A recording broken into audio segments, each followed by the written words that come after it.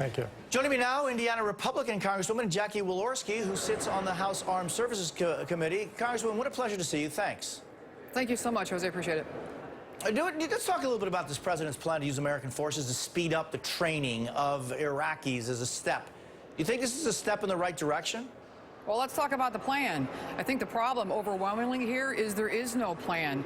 And we had the President of the United States, the Commander-in-Chief, again in Germany, telling the world and the enemy that he has no plan, and yet he's sending almost 500 more troops, almost 4,000 American troops are on the ground. So I guess my question would be, when in the world, when he has access to the Pentagon, the Defense Department, and the Joint Chiefs of Staff, is he going to come to the American people and present a plan? We've not seen a plan, so it's difficult to say, is this a good addition to no plan?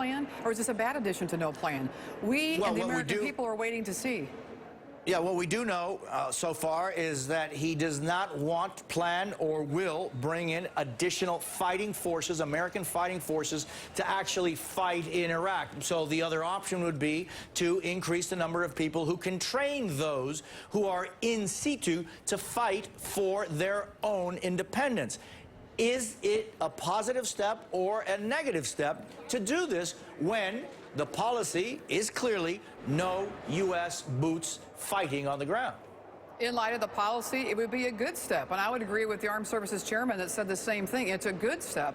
But we're not going to see any kind of clarity of vision. We're not going to see what the bottom line is on what is victory. And, you know, what we have seen, though, is Iraqi troops laying down their weapons. We've seen the taking over again of Ramadi and other cities as well. And we still see a lack of interest on the presidential part. And I think that the American people, certainly those 500, need a solution. I think you need to have the Commander-in-Chief stand up, and he's got the best resources in the entire world, and come up with a plan. I'm here on the Armed Services Committee to support him. We've never had a plan presented. I'm more than willing to sit there and listen to a plan with all of my Republican and Democrat colleagues. But all we're getting this week is fighting and rhetoric over the entire national defense budget itself that has never been vetoed, and we have a president talking about vetoing a budget and sending more troops overseas.